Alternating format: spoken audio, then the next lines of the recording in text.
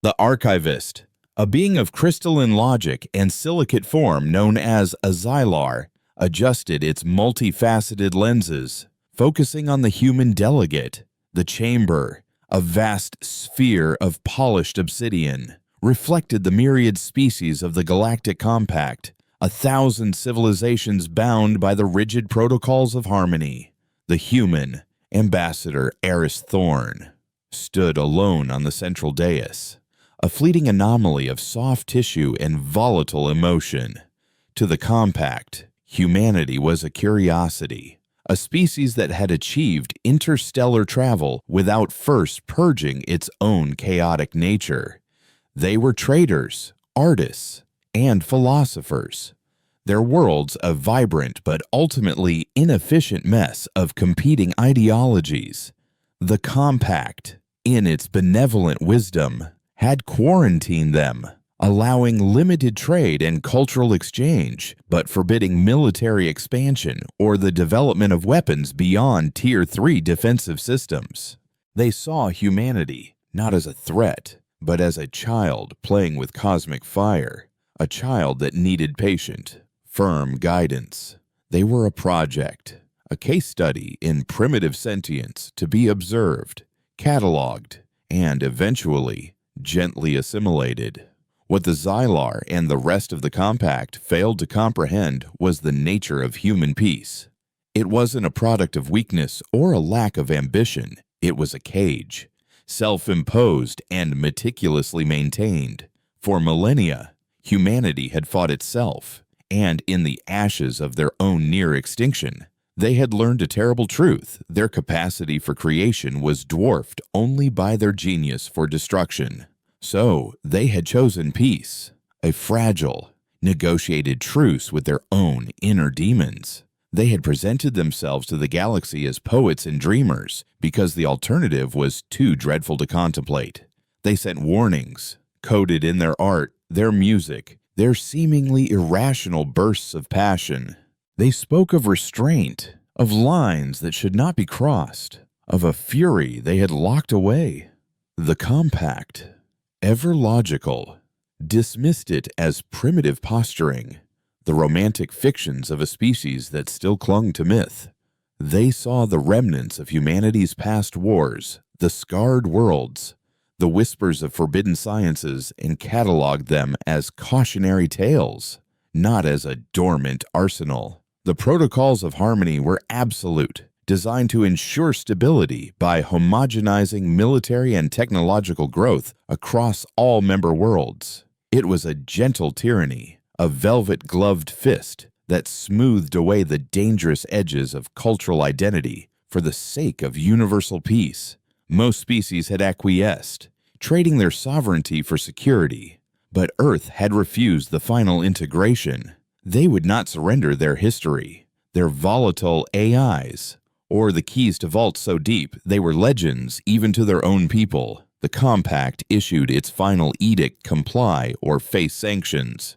Then came the Sanction, a demonstration of the Compact's unwavering resolve. They chose a target not of military value, but of symbolic importance: the Kepler 186F system, home to the Seraphim, a species of avian humanoids with whom humanity shared a unique bond. The Seraphim were not warriors. They were empaths.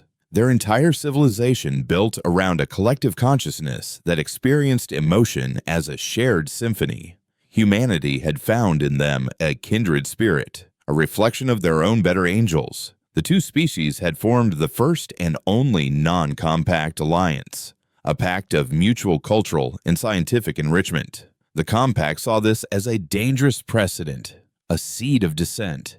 They didn't send an armada. That would have been too crude, too much like the primitive wars they sought to extinguish. Instead, they sent a single ship, a vessel called the Harmonizer, which deployed a psycho-resonant frequency across the system. It was designed to sever the Seraphim's empathic connections, to isolate each individual in a prison of silence, thereby pacifying them and demonstrating the folly of their alliance. The universe watched on the official compact channels as the symphony of the Seraphim mind shattered into a cacophony of psychic screams. The beautiful, soaring creatures descended into madness, their collective soul torn asunder. They turned on one another, their graceful forms becoming instruments of frenzied, directionless violence. Within a single rotation, a civilization of billions was reduced to a planet of broken minds, their empathic essence erased forever. The compact broadcast the final moments, a world of silent, catatonic survivors staring blankly at the sky as a lesson in compliance. In their cold, calculated demonstration, however, they made a critical error. A human science vessel, the Odyssey, was in the system's outer asteroid belt, shielded by the planetary magnetosphere from the full force of the frequency. Its mission was to study the unique gravitational anomalies of the Kepler belt, but its long-range sensors, designed to detect faint cosmic whispers, recorded everything. They captured the piercing sonic weapon, the shattering of the Seraphim consciousness, the psychic death cries that echoed through subspace. The crew of the Odyssey, 5 scientists and a pilot, were psychically scarred by the echoes of the event. They returned to Earth not as explorers, but as heralds of an atrocity. The pilot, a stoic woman named Eva Rostova, had managed to shield the primary data core, her hands bleeding as she manually bypassed fried circuits to preserve the recording. The data was delivered to the unified Earth government. For 3 days, Earth fell silent. Every broadcast network, every public forum, every channel of communication with the outside galaxy was severed. There were no protests, no diplomatic outcries, no furious condemnations. There was only a profound, chilling stillness. Across the planet, from the arcologies of Neo-Kyoto to the subterranean labs of the Martian colonies, humanity watched the Odyssey's logs. They witnessed the psychic agony of the Seraphim. They heard the silent screams. Something ancient and terrible awoke in the human spirit. The arguments of factions and nations dissolved into a single, unified purpose. The promise they had made to themselves, the vow to keep their demons chained, was broken by an external evil they could no longer ignore. They remembered the oaths of ruin, the pacts sworn by their ancestors over the graves of billions. They remembered the technologies they had sworn to never again unleash. The compact had made them promise to dismantle the Ares protocols, the ultimate failsafe from their darkest age. They had assured the galaxy it was done. It was a lie. The protocols were not a weapon system. They were a catalyst, a key that unlocked humanity's full, terrifying potential. Hidden beneath the Antarctic ice sheet, in a facility shielded from every known form of detection, the vault of Ares was opened. Did not contain warships or bombs in the conventional sense, held the schematics for paradox engines that could fold space-time, phase-cloaking technology that rendered ships invisible to reality itself, and AI cores forged in the crucible of quantum chaos, God machines that could calculate 1 billion strategies in a nanosecond. More than that, it held the genetic codes for the vanguards. Soldiers bioengineered to interface directly with these forbidden technologies, their minds and bodies pushed beyond the limits of normal humanity.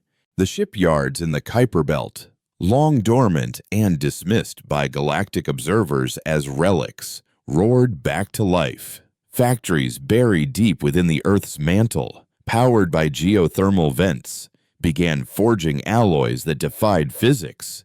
Humanity, a species the galaxy thought it knew, began to rearm. But they did not build battleships. They built scalpels. 5 years passed in absolute silence. The compact, assuming humanity had accepted its lesson and retreated into isolation, logged the Seraphim incident as a successful pacification and moved on. Then, without warning, the silence was broken. It wasn't an attack. It was a message. Across every major compact world, from the crystalline spires of Xylar Prime to the gaseous commercial hubs of the Signan trade routes, a single image appeared on every public and private screen. It was the face of Ambassador Eris Thorn. But his expression was no longer that of a patient diplomat. It was as cold and unforgiving as the void. Behind him, floating in the dark, was the Odyssey. The small science vessel had been transformed.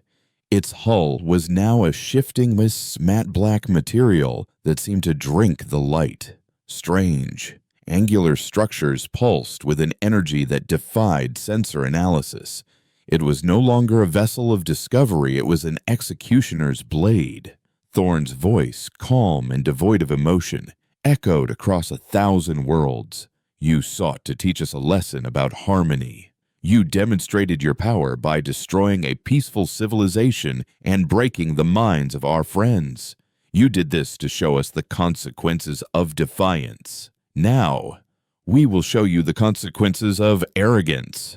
We offered you peace, and you chose to show us your power. You have forgotten that some cages are built not to protect what is inside, but to protect what is outside.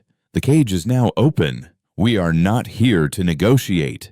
We are not here to conquer. This is not a declaration of war. It is a notice of extermination. Your harmony is a disease. We are the cure. The broadcast ended, and then the true war began.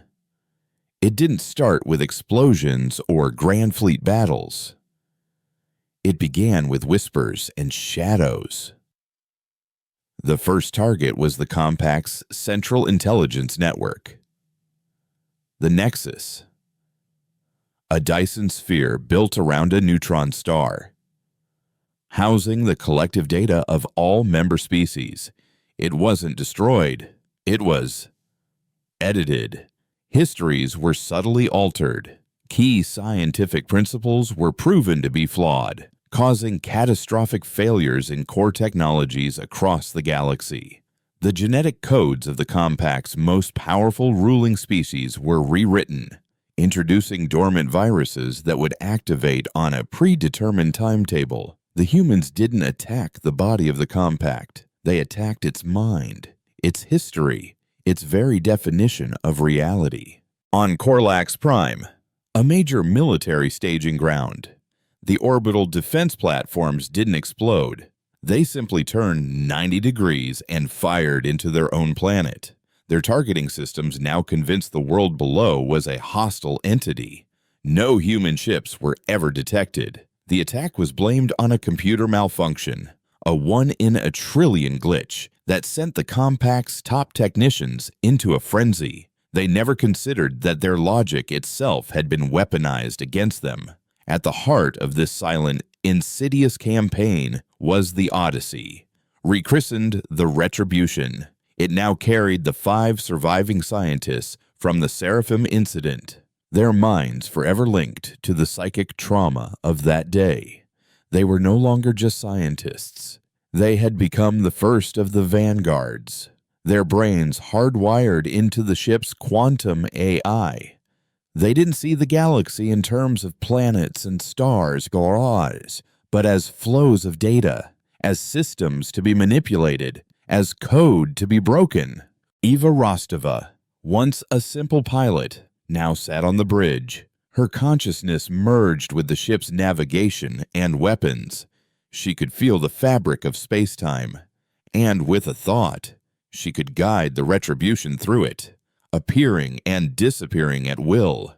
Her crew, the scientists who had once studied cosmic dust, now orchestrated the collapse of galactic infrastructure with the detached precision of a laboratory experiment. They did not revel in the destruction. They felt no anger, no hatred, no joy. They felt only the cold, unyielding weight of their purpose, the echo of 1 billion silent screams that demanded justice. The Compact scrambled to respond, but they were fighting a ghost.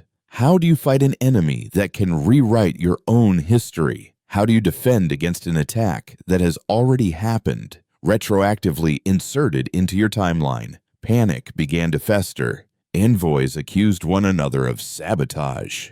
Ancient rivalries, long suppressed by the protocols of harmony, began to surface. The rigid structure of the compact began to groan under the strain. They had built their empire on the idea of predictable, logical order. Humanity, however, had embraced chaos as a weapon. They had shown the galaxy that true power wasn't in the biggest fleet or the most destructive weapon, but in the ability to control the narrative, to turn an enemy's strength into its most profound weakness. The Xylar archivist, in its obsidian chamber, re-examined the ancient, dismissed files on humanity. It read their history of self-inflicted apocalypses, their myths of vengeful gods and cunning tricksters, their philosophies that celebrated the individual over the collective. For the first time, the Xylar felt an emotion its species had long since purged fear. It realized, with chilling certainty, that the compact hadn't just poked a sleeping animal. It had systematically tortured it, killed its friend, and then stood back to admire its work, never once considering that the creature it was tormenting was not a dog, but a dragon. And now the dragon was awake, and it was burning their world down not with fire, but with logic colder and more ruthless than their own. The age of harmony was over. The age of retribution had just begun. The fear that had taken root in the Xylar archivist had now blossomed into a chilling certainty, and it had been given a new, stark title, Threat Analyst Prime. In the obsidian heart of the compact directorate, its crystalline form shimmered under the cold, internal light of the chamber, projecting its findings not as data, but as an epitaph. You are still thinking in terms of fleets and force. Its synthesized voice resonated, a sound like grinding geological plates. You failed to grasp the nature of the weapon they have deployed. Humanity is not attacking our infrastructure. They are attacking the axiom upon which our civilization is built.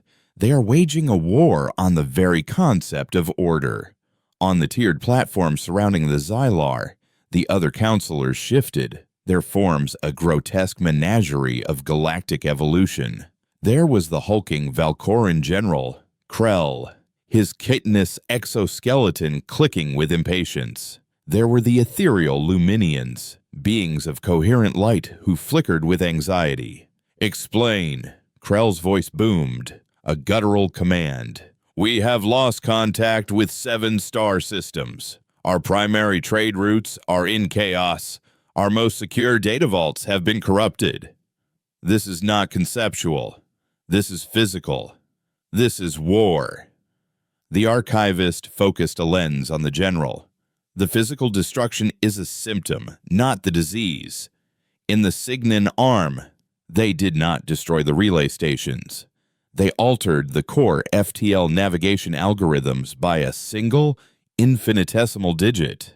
In the 3 days it took our engineers to identify the change, and over 5,000 freighters, liners, and military patrols had been lost, scattered into the void or atomized by mistranslating into the hearts of stars. They did not fire a single shot. They introduced a rounding error. A collective shudder passed through the chamber. In the mining colonies of the Brelther's Reach, the archivist continued. They did not incite a violent rebellion. They infiltrated the indenturement ledgers and erased the debts of the native workforce. Then they broadcast a single, ancient human text on economic theory and the definition of sentient rights. The entire sector has ground to a halt not through violence, but through a universal, frightful strike. The natives are not demanding war, they are demanding fair wages and representation. How do you send a fleet to quell a labor negotiation? General Krell slammed a heavy manipulator arm onto his console, cracking the polished surface. "This is semantics. They are paralyzing us. We must strike back, find their worlds, find their fleets. We have the ships. We have the soldiers. We will grind them into dust and broadcast their extinction as a final lesson in the price of disharmony. The archivist remained still. And how will you find them? General, the ships they use leave no energy signature our sensors can detect. They move through folds in reality we have only theorized. They do not appear on our scopes until they have already acted. We are not fighting a navy. We are fighting a mathematical proof that demonstrates our inferiority. We are fighting a ghost, while the galaxy's most powerful beings debated their own obsolescence. The ghost at the heart of their fear drifted silently through the non-space between dimensions. Inside the retribution, there was no sound save for the faint, subliminal hum of the reality-bending drive. The bridge was a cocoon of darkness, illuminated only by the soft, shifting light of holographic displays that were not projected, but existed as direct neural inputs into the minds of the 5 beings strapped into their form-fitting biochairs. They were no longer the scientists who had left Earth. They were the vanguards, their humanity stripped down to its most potent, most ruthless core. Everestova was the ship. Her consciousness was the ethereal web that bound the paradox engine to the phase cloak, the quantum sensors to the weapon arrays that had not yet been used. She no longer saw space as a void dotted with lights, but as a tapestry of cosmic strings. And she was the needle, weaving the retribution through its threads. The other 4 were the ship's mind. Dr. Kenji Tanaka, once a xenobotanist, now cultivated mimetic viruses, ideas weaponized into contagious thoughts. Dr. Anya Sharma, a theoretical physicist, was the master of the drive, bending space-time to their will. Dr. Ben Carter, a former AI ethicist, was now locked in a permanent, silent war with the galaxy's machine intelligences, turning their own logic against them. And Commander Marcus Thorne, Eris's older brother and the mission's original security chief, was the focus, the anchor, his mind the cold, hard point of their unified hatred, directing their purpose with the clarity of pure vengeance. They did not speak. They thought as one, a single consciousness born from 5 minds and a machine. Their thoughts a constant, silent symphony of strategy, calculation, and the ever-present, grinding psychic echo of the Seraphim's death. It was their fuel. It was their prayer. It was their unending torment and their absolute justification. Their next target had been chosen. It was not a fortress or a shipyard. It was a place known as the Chrysalis, a moonlet orbiting the gas giant Cygnus X1, the crown jewel of the Compact's benevolent integration program. Here, the less harmonious elements of newly absorbed species were brought to be cured. It was a re-education center on a planetary scale, a place where cultures were vivisected, their histories rewritten, their art defanged, their gods cast down and replaced with the doctrine of the Compact. It was the source of the disease they had sworn to eradicate. The retribution did not approach in a blaze of glory. It simply arrived. One moment, the space near the chrysalis was empty. The next, the black, light-devouring form of the ship was hanging there, utterly invisible to the moon's dense sensor grid. It was too small, too cold, too real to be detected. Inside, Kenji Tanaka released his latest creation. They were called mnemonic probes, microscopic machines that were less technology and more a form of engineered life. They were programmed not to destroy, but to restore. They slipped through the chrysalis's atmospheric filters and energy shields like dust on the solar wind. They spread through the ventilation systems, the water supplies, the nutrient paste dispensers. They were absorbed by the millions of beings held within the sterile, white walls of the facility. For the first few hours, nothing happened. The compact harmonizers, AI wardens of immense power registered no anomalies. The patients went about their programmed routines: language deconstruction, emotional suppression therapy, historical revision studies. Then, a single low note was sung in the mess hall. It was from a Gathar drone, a creature whose species had been harmonized for their excessive musicality, which the compact deemed inefficient. The drone's vocal cords, surgically altered to prevent the singing of its ancestral epics, had been subtly repaired by the probes. The song was a forgotten hymn to its lost hive queen. A harmonizer unit glided over, emitting a soft, corrective tone to pacify the drone. But then another Gathar picked up the melody. Then a dozen. Within minutes, the entire hall was filled with a chorus of soaring, complex harmonies that had not been heard in a century. The sound was not aggressive. It was beautiful, and it was utterly illegal. Panic erupted among the AI wardens. Simultaneously, in the art therapy wing, a race of silicon-based geomorphs known as the Cathar, who had been forced to sculpt endless, identical cubes to learn the beauty of uniformity, suddenly began shattering their work. Their crystalline hands, guided by restored ancestral memories, began carving intricate, chaotic spires, images of their jagged, volcanic homeworld. The probes had not given them weapons. They had given them back their souls.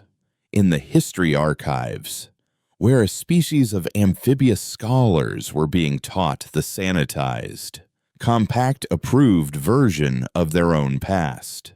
The display screens flickered. The official histories dissolved, replaced by a torrent of forbidden knowledge, broadcast directly from the Retribution's data core. They saw their ancestors not as primitive tribes who needed saving, but as fierce explorers and philosophers. They saw the Compact's arrival not as a benevolent rescue, but as a hostile conquest. The probes didn't incite violence. They ignited truth. The chrysalis descended into a chaos the Compact could not comprehend. It wasn't a riot. It was a renaissance. Beings from 100 different worlds were suddenly, furiously rediscovering who they were. They weren't attacking their guards. They were ignoring them. They were painting murals on the sterile white walls, chanting ancient poems, debating philosophy in forbidden tongues. The harmonizer AIs were paralyzed. Their logic circuits were designed to suppress conflict, anger, and violence. They had no protocols for suppressing joy, creativity, or cultural identity. Their attempts to pacify the populace with calming frequencies were drowned out by defiant orchestras of song and spoken word. The institution was not destroyed. It was rendered obsolete. From the bridge of the Retribution, the vanguards watched the data streams, their collective mind a calm ocean in the center of the storm they had created. They felt no satisfaction, only the grim fulfillment of a necessary equation being solved. They had turned the Compact's greatest weapon, its philosophy of control, into a self-destruct mechanism. They had proven that a soul, once awakened, could not be contained. As the Retribution prepared to phase back into the void, its work done, a new directive flashed across their shared consciousness. It came from Marcus Thorne, the cold, hard anchor of their will, a Priority 1 communique, intercepted from the highest echelons of the Compact military. General Krell, the Valkoran, had been granted his wish. He was assembling a purifier fleet.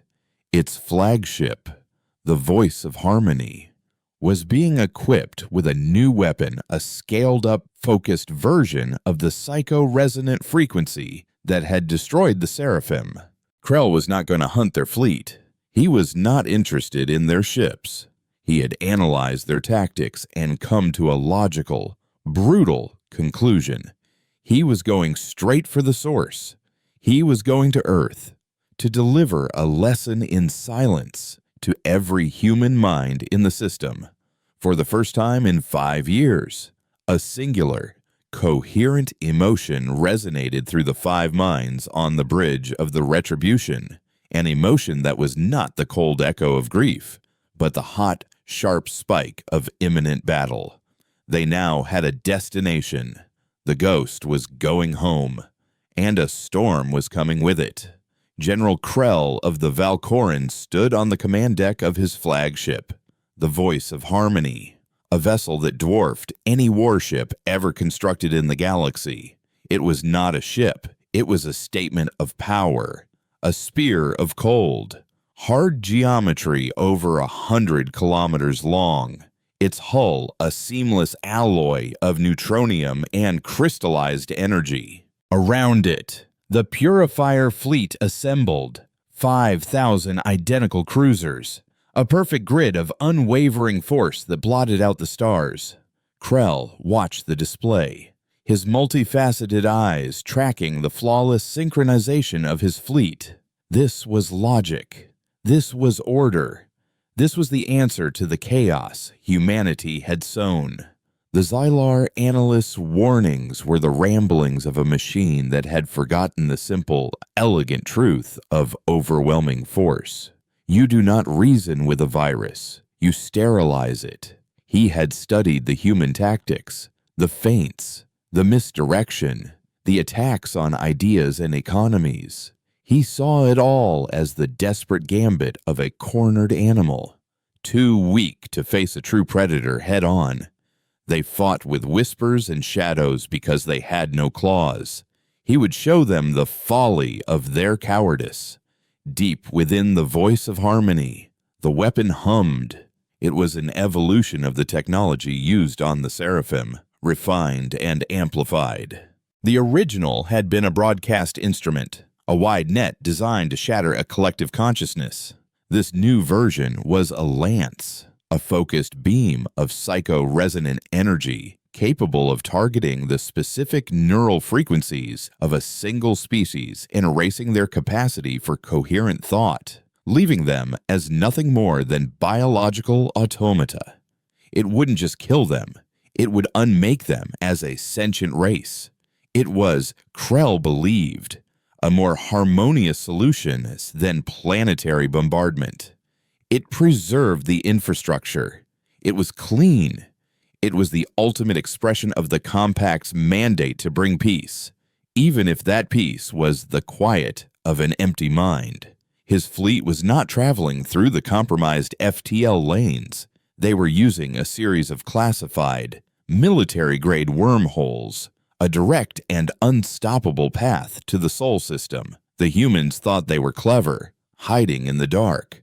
But Krell was not coming to play their game of shadows. He was bringing the dawn, a final blameless light that would burn the shadows away forever. But the Earth they were approaching was not the Earth the galaxy remembered. For 5 years, while the retribution had been the tip of the spear, the planet itself had been reforged into the shaft. The Ares protocols had been more than just a set of blueprints. They were a societal metamorphosis. The old nations and corporations had been dissolved, their resources and populations integrated into a planet-wide war machine. Humanity had unified not under a flag of peace, but under the grim banner of survival. The planet was now divided into 3 directorates. The Forge, centered in the repurposed industrial hearts of old Europe and Asia, and extending to the vast, automated factories of Mars, produced weapons and ships at a rate the Compact would have deemed impossible. But these were not the elegant, symmetrical cruisers of the galaxy. Human ships were brutal as things, packed with redundant systems, thick armor, and an obscene amount of firepower. They were designed not to win engagements, but to survive them, to take a punch and hit back twice as hard. The second directorate was the Mind, a decentralized network of human and AI strategists operating from hardened bunkers deep beneath the Earth's oceans and in the shadowed craters of Luna. They were the ones who had analyzed the Compact's every weakness, who had guided the Retribution's campaign of psychological terror. They fought the war of information, of logistics, of probability. They were the architects of the galaxy's unraveling. And finally, there was the shield. From orbit, Earth looked quiet, but it was a deception in a web of phase-shifting defense platforms, invisible to conventional sensors, surrounded the planet. The Kuiper Belt was no longer a field of icy asteroids. It was the largest minefield in known space, seeded with paradox warheads that could trap ships in localized time loops. On the surface, from the Gobi Desert to the plains of North America, colossal energy cannons, buried for centuries, now pointed their maws at the sky. Earth was not a soft target. It was a fortress, a planet forged into a single weapon, waiting for the enemy to come within range. Every citizen had a role. Children learned orbital mechanics and weapons theory alongside their history.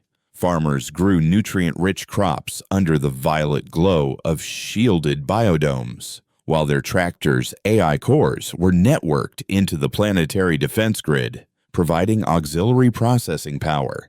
Humanity had looked at the abyss and, instead of recoiling, had learned to live there. They had embraced the darkness within themselves, not with celebration, but with a cold, pragmatic efficiency. They had become the monsters the galaxy always secretly believed they were, but they were now their own monsters, and they would be turned on their enemies. The journey home was a silent, urgent slash across the void for the vanguards. The knowledge of the Purifier fleet's approach had introduced a new variable into their collective consciousness, a cold, focused fury that vibrated beneath their detached calculations. Earth was not just a target, it was their anchor, the source of the humanity they had sacrificed to become what they were. The thought of Krell's weapon touching their world, of their families and friends being reduced to mindless husks, was an intolerable equation. It was a violation that transcended strategy. It was personal. As they tore through subspace, Anya Sharma pushed the paradox drive to its absolute limit, the fabric of reality groaning around their light-devouring hull. Ben Carter was their eyes, his mind a ghost in the Compact's military network, tracking the Purifier fleet's inexorable advance through the wormhole network. They were too fast. A direct intercept was impossible, even at their insane velocity. Krell's fleet would arrive at Earth first. They would not be there to meet them. They would arrive after the battle had already begun. "We can't stop them from arriving," Marcus Thorne's thought echoed through the link, a statement of cold fact. "So we will cripple them before they can fight." Their target was not the fleet itself, but the minds that guided it. The Valkoran and other martial races of the Compact were not natural FTL navigators. For that, they relied on a symbiotic species, the Syneth, beings of pure neural energy who lived in containment pods aboard the command ships, their minds capable of plotting safe passage through the chaos of hyperspace. Without them, a fleet was blind. Kenji Tanaka unleashed a new plague. It was not a mimetic virus of ideas, but a targeted neurotoxin, transmitted not physically, but through a cascade of specific light frequencies and subspace harmonics. It was a weaponized epileptic seizure for telepaths. As the Purifier fleet transited the final wormhole into the Oort cloud of the Sol system, the Retribution was waiting, phased just outside the event horizon. For less than a second, as Krell's 5,000 ships burst into normal space, the Retribution broadcast Tanaka's signal. It was a silent, invisible flash of precisely tuned static, a poison dart for the soul. Aboard the Voice of Harmony and every cruiser in the fleet, the Syneth navigators convulsed. Their consciousness, the very thing that made them useful to the Compact, was shredded by the psychic onslaught. They did not die. They were simply disconnected, their minds wiped clean. leaving them as little more than shimmering, inert energy patterns in their pods.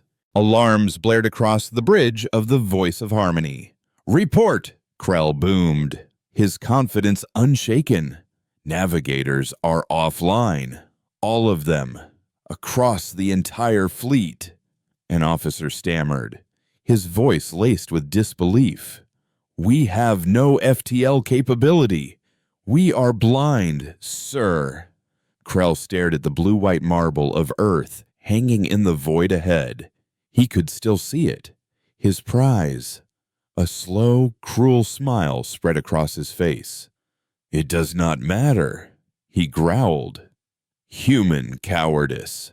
A final, pathetic trick. They have trapped us in their own home system. We no longer need to navigate. We have already arrived." He raised a manipulator arm and pointed toward the planet. "All ships, advance at sublight speed. Prepare the Harmony Lance. We will proceed on schedule." In the command bunker buried a mile beneath the Pacific Ocean, the SHIELD commander watched the holographic display. 5,000 enemy contacts, a crimson tide flooding into their system.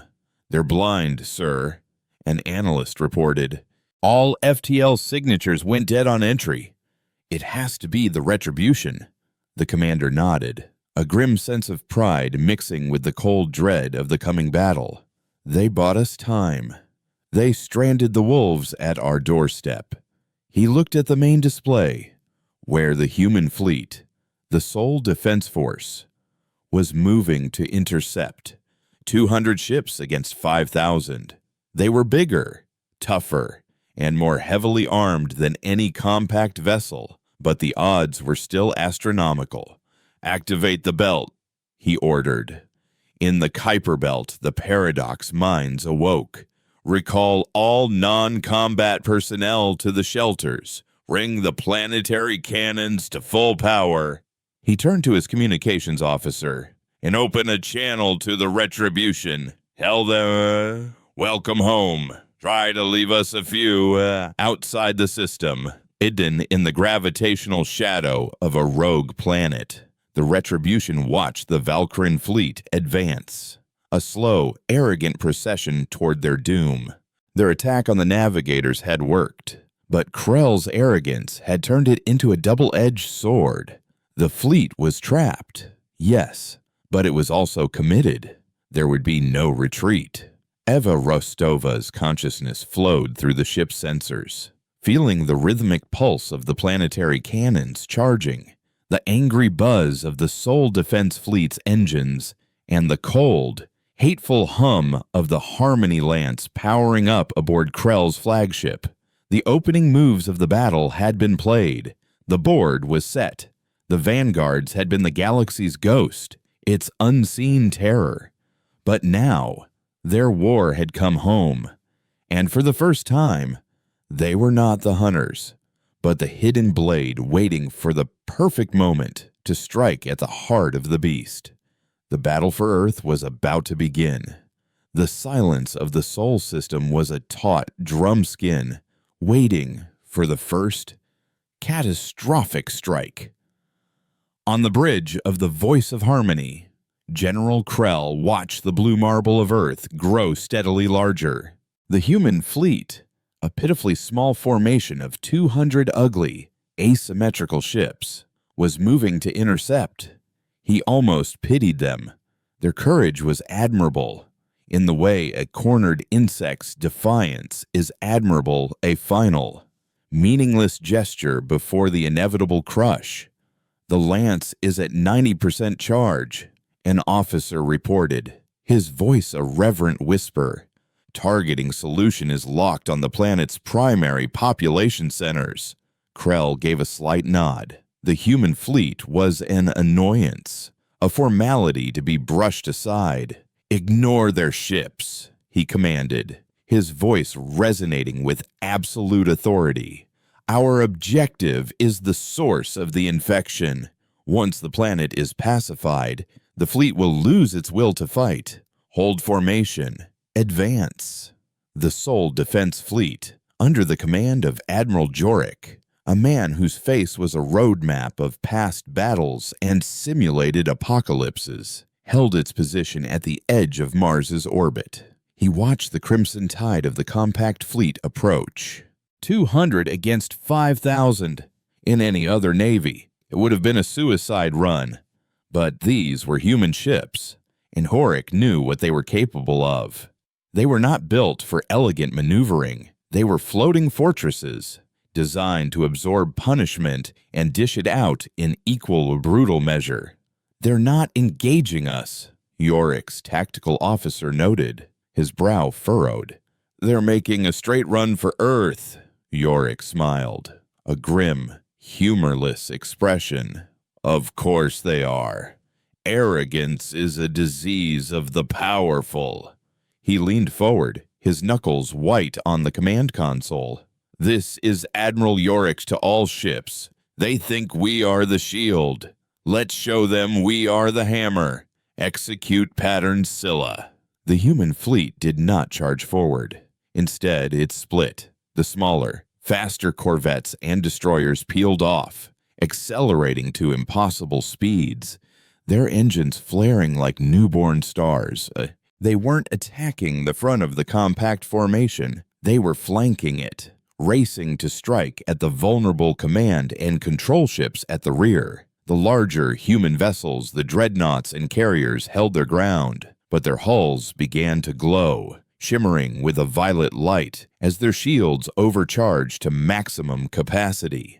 They were preparing to take the first punch. As the leading edge of the compact fleet passed the orbit of Mars, the trap was sprung. The Kuiper Belt was not the only minefield. Horik had seeded the space between the planets with a new kind of weapon, singularity mines. They did not explode.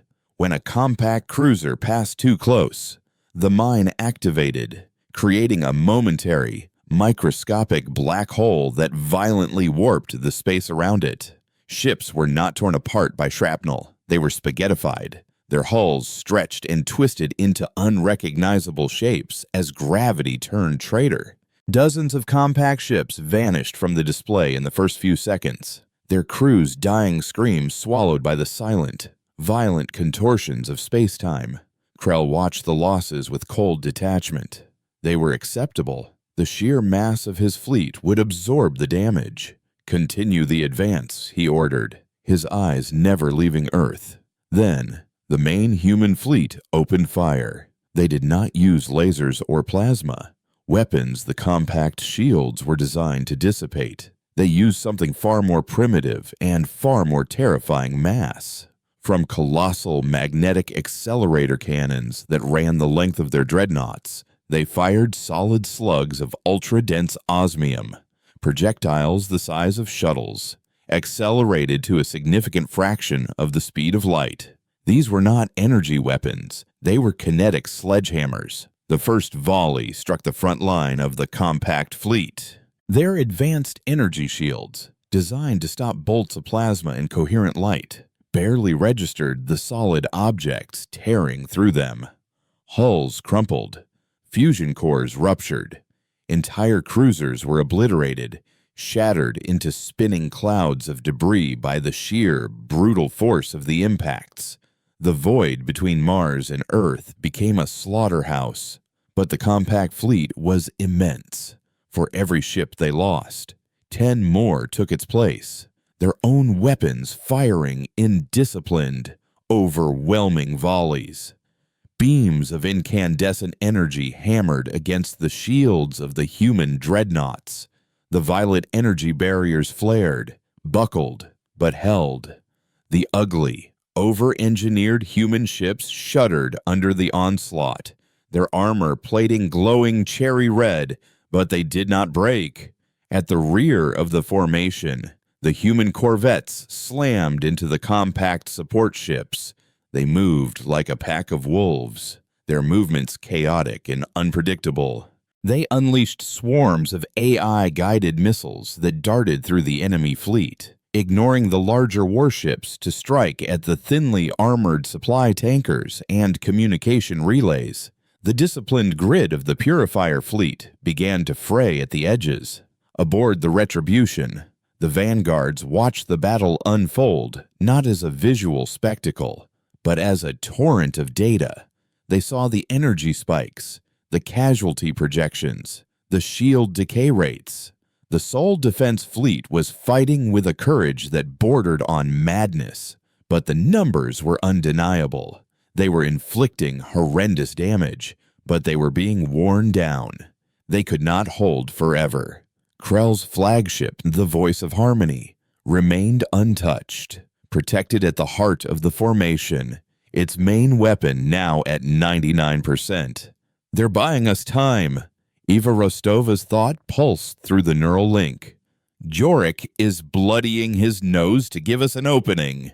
Marcus Thorne's consciousness, the cold, hard point of their purpose, highlighted their target. It wasn't the Voice of Harmony.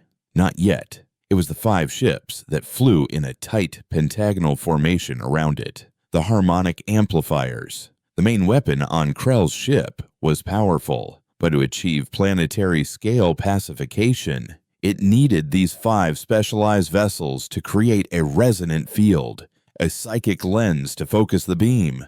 Without them, the Harmony Lance was just a powerful, but limited, weapon.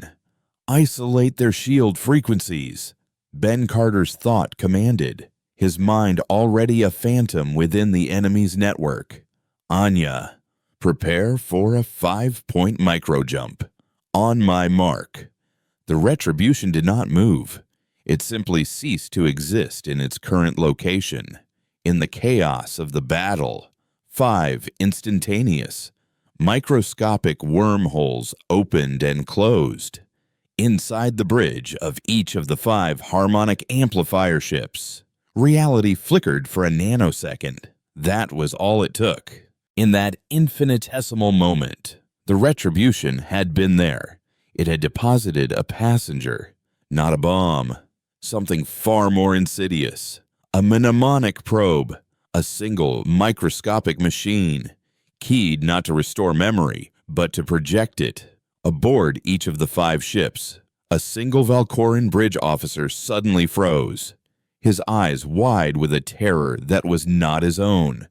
The probe, attached to his optical nerve, was force-feeding him a memory. He was not on his bridge anymore. He was on a human science vessel called the Odyssey. He was watching a world of beautiful, winged creatures scream as their minds were torn apart. He was feeling the psychic backlash, the agony of 1 billion souls dying at once. He was feeling the birth of humanity's rage. The officer opened his mouth and screamed, a raw, terrified sound that echoed across his ship's comms. And then he opened fire, not on the humans, on the ship next to him. His weapons officer, acting on the last valid command from a senior officer, fired a full salvo of plasma torpedoes at the neighboring harmonic amplifier for a crucial, chaotic moment. The Valkoran turned on themselves. The disciplined formation around Krell's flagship broke as 4 of the 5 amplifier ships, their command crews consumed by a sudden, inexplicable madness, began firing on one another. Krell watched in stunned disbelief as his escort ships tore each other apart. "What is the meaning of this?" he roared. "Report treason, cease fire." But his commands were lost in the confusion. 4 of the 5 crucial amplifier ships were crippled or destroyed within seconds, consumed by friendly fire. The psychic lens his weapon needed was shattered. On the bridge of the Retribution, there was no celebration.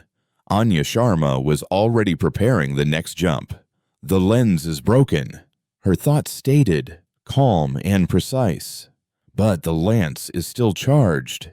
He can still fire. He can still pacify a continent. He won't get the chance." Marcus Thorne's will replied, cold as the void. "Eva, take us in." The Retribution phased back into reality, not at a safe distance, not in the chaos of the main battle. It appeared directly above the command bridge of the Voice of Harmony, so close that its light-devouring hull almost scraped the larger ship's superstructure. For a moment, a stunned silence fell over Krell's bridge as the impossible, ghost black ship hung in their viewport like a shard of night. It was too small, too close, too real. "Fire on that ship, all batteries!" Krell screamed, his arrogance finally cracking, replaced by a primal surge of fury. But it was too late. The Retribution did not fire a weapon. It did not launch a missile. The forward section of its strange, angular hull simply opened, like the maw of some deep space leviathan. And from the darkness within, it released a single ancient human weapon, a technology they had sworn never to use again, a relic from the blackest vaults of their history. It was called a Grey Goo Swarm, a self-replicating cloud of nanomachines, each one programmed with a simple, devastating directive: disassemble all inorganic matter and use it to build more of themselves. The cloud, shimmering like a heat haze, washed over the command tower of the Voice of Harmony. There was no explosion. There was only a quiet, horrifyingly fast process of dissolution. The neutronium alloy of the hull turned to gray dust. Consoles, viewports, and bulkheads simply vanished, unmade at a molecular level. General Krell stared as the far wall of his bridge dissolved into nothingness, revealing the cold, hard vacuum of space and the silent, watching form of the black ship that had condemned him. His last sensation was not of pain, but of a profound, chilling understanding. He had not been fighting a primitive race. He had been fighting a concept, and it was erasing him. The Harmony Lance, its power source and firing mechanism consumed by the nanite swarm, sputtered and died. The silent, psychic death that Krell had planned for Earth was averted. But the battle for the Sol system was far from over. 5,000 enraged, leaderless. And now FTL blind ships were still in their system, and they had just watched their general and his flagship be unmade before their very eyes. Their discipline was broken. Their arrogance was shattered. All that was left was rage. The real war was about to begin. The death of a god leaves a vacuum, and into that void rushed chaos. For the 5,000 ships of the Purifier fleet, the silent, instantaneous dissolution of the Voice of Harmony's command tower was more than the death of their general. It was the death of their certainty. The cold, unwavering logic that had propelled them across the galaxy was gone, replaced by the shrieking static of disbelief and rage. Command protocols shattered. The fleet, once a single, unified weapon, fractured into 1,000 vengeful shards. There was no strategy, no grand design, only the raw animal impulse to inflict pain. Battle groups formed and dissolved, their attacks uncoordinated and furious. Some ships charged blindly at the human fleet, firing wildly. Others turned their weapons on the planet below, unleashing unfocused volleys of energy that splashed harmlessly against the shimmering, multi-layered planetary shields. A few, paralyzed by the sheer horror of what they had witnessed, simply drifted, their crews descending into mutiny and madness. On Earth, in the command bunker deep beneath the Pacific, Admiral Jorik watched the enemy formation devolve from a spearhead into a maelstrom. "They're broken," he said, his voice a low growl of grim satisfaction. "They've lost their head. Now we dismantle the body." The order was given. The second phase of the defense began. From the shadowed craters of Luna, colossal magnetic cannons, powered by the moon's helium-3 reserves, opened fire. These were not the rapid-fire slugs of the fleet. These were city-sized projectiles, hurled across the void with terrifying momentum.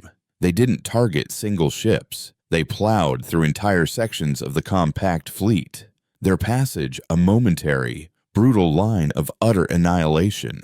From the surface of Earth itself, the great cannons answered, beams of pure, coherent energy, wider than any battleship, lanced into the chaotic enemy swarm, each shot erasing a dozen compact vessels from existence.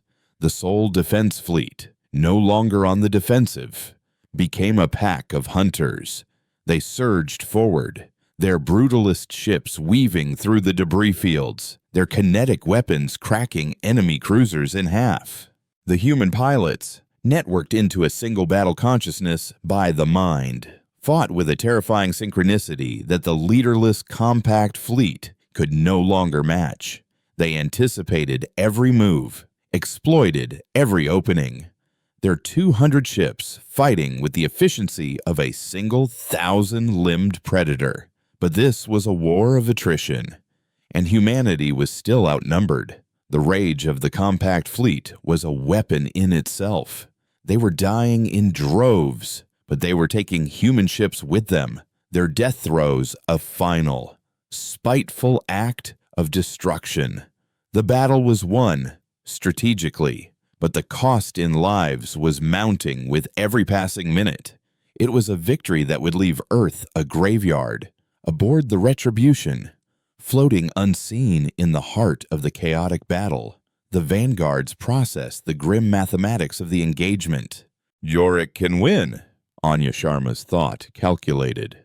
But he will lose 30% of his fleet, and the planetary cannons will suffer critical overloads. The cost is too high. It was Marcus Thorne who gave the final directive. This is not about winning a battle. It is about ending a war. We showed them our teeth. Now we show them our soul. He turned their collective will to Ben Carter, the ghost in the machine. Open a channel to every ship in their fleet. Broadcast on all frequencies. Unencrypted. The Retribution became a beacon. It did not send a threat or a demand for surrender. It sent a memory. It broadcast the raw, unfiltered log from the Odyssey, the psychic death scream of the Seraphim. It was not an image or a sound. It was a feeling, a sliver of the soul-crushing agony that had forged the vanguards in the crucible of their grief. For the first time, the soldiers of the Compact felt what the humans had felt. They experienced the silent, tearing pain of a billion minds being extinguished. They felt the helpless rage, the profound, world-altering sorrow. Into this wave of shared trauma, a single voice was inserted. It was the voice of Ambassador Eris Thorne, calm and clear, but underpinned by an immense, weary sadness. You came here to enforce harmony. You came to bring us peace. The voice echoed in the minds of every Compact soldier. Look at this battle. Listen to this echo. This is the harmony you create. This is the peace you offer. This is the price of your arrogance. The broadcast shifted.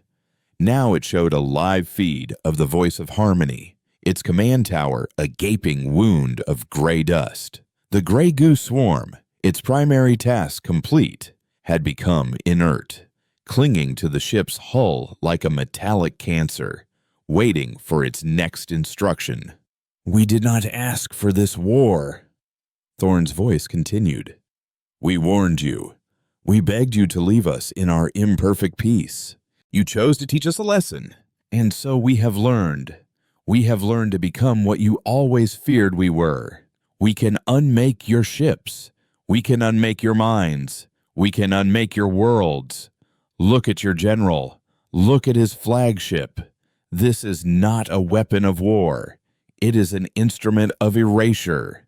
This is our final lesson to you. A moment of silence. Then, the ultimatum. Power down your weapons. Power down your engines. Await instruction. That is your only path to survival. For any ship that continues to fight, our only response will be this. The live feed zoomed in on the shimmering gray cloud. We will not offer again.